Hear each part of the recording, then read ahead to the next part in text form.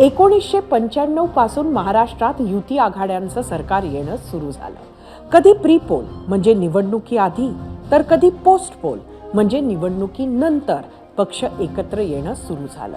छोटा भाऊ मोठा भाऊ, जागा वाटप, मंत्रिपदांची विभागणी असे वादविवाद होत राहिले. पण सामान्यतः काही सीमारेषा पाळल्या जायच्या.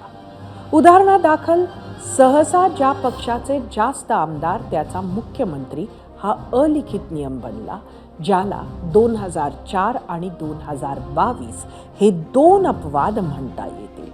उदाहरणादाखल युती आघाडीत असताना मित्र पक्ष हाच आपला विरोधक आहे असं समजून टोकाची टीका होत नव्हती. पृथ्वीराज चव्हाणांबद्दल शरद पवारांचे हाताला लकवा वगैरे वक्तव्य यायचे, पण ते तेव्हाही अपवादच होते. आज मात्र सगळंच टोकाला गेलंय.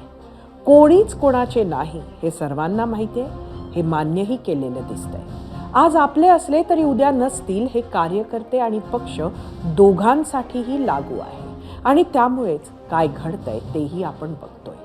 त्यात ही स्थानिक निवडणुकांची वेळ असल्यामुळे सगळ्याच गोष्टी जास्त प्रखर झाल्या. हे सगळं होत असताना लोकांचे प्रश्न, जनहिताचे मुद्दे मागे पडतात. कोणाचा पायपोस कोणाच्या पायात नाही. कुठला नेता कुठल्या पक्षात, कुठला कार्यकर्ता कुठल्या नेत्यासोबत याचा काही धरबंधही उरत नाही. ही जी सरमिसळ झालेली आपण बघतोय ती स्थानिक पातळीपुरतीच राहील अशी आशा करतो.